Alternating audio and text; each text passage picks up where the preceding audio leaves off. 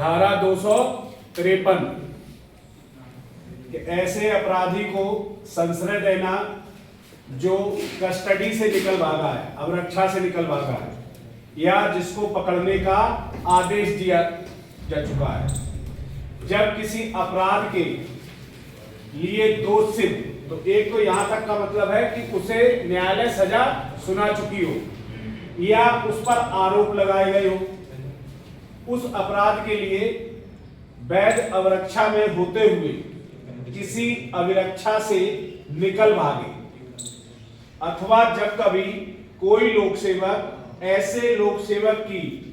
विधिपूर्ण शक्तियों का प्रयोग, यानी कि पुलिस करती है ना, पकड़ती है, विधिपूर्ण शक्तियों का प्रयोग करते हुए किसी अपराध के लिए किसी व्यक्ति को पकड़ने का आदेश दे, तब जो कोई ऐसे निकल भागने या पकड़े जाने के आदेश को जानते हुए, जो कोई इस बात को जानता है कि इसकी सजा हो चुकी है, निकल भागा है, या ऐसे पकड़े जाने का जो है इसकी वारंट जारी हो चुका है, उस व्यक्ति को पकड़ा जाने से बचाने, निवारित मतलब बचाने के लिए, प्रोटेक्ट करने के लिए के आशय से उसे पनाह देता है, संश्रय देता है, आसरा देता है या उसे छुपाता है, तो वह निम्न प्रकार से दंडित किया जाएगा। यदि उसने ऐसा अपराध किया है जिसको वो छुपा रहा है, जो मृत्युदंड से दंडनीय है, तो छिपाने वाले को, संश्रय देने वाले को 7 साल की कारावास किसी भी भांति का हो सकता है और जुर्माने से भी दंडित किया जाएगा। यदि उसने ऐसा अपराध किया है जिसकी सजा आजीवन कारावास है, तो छुपाने वाले को 3 साल की सजा और जुर्माने से दंडित किया जाएगा।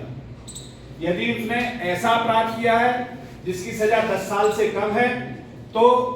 उस सजा के मैक्सिमम सजा के 1/4 से और जुर्माने से भी दंडित किया जाएगा। अब बात एक्सेप्शन वही है कि ये पति पत्नी पे लागू नहीं होती, चाहे पति कितना भी बड़ा डकैत हो या पत्नी कितनी भी बड़ी डकैत हो, पति पत्नी पे ये धारा लागू नहीं होगी।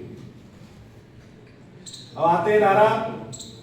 254 पर्टिकुलर लुटेरों और डकैतों के लिए। बात वही 53 वाली ही है जो 253 वाली है, लेकिन ये केवल उनके लिए, लुटेरों या डाकुओं को संश्रय देने के लिए दंड।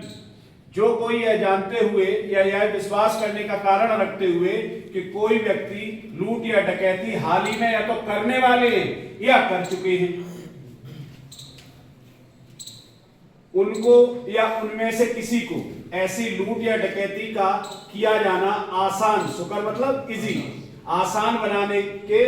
या उनको या उनमें से किसी एक को दंड से बचाने के आशय से आश्रय देगा, तो वह कठिन नहीं होना चाहिए, कठोर कारावास से, जिसकी अवधि 7 वर्ष तक की हो सकेगी और जुर्माने से भी दंडित किया जाएगा। पत्नी, अपवाद वही है कि पति पत्नी पे ये धारा लागू नहीं होती है। इतनी बात समझ में आई? ओके।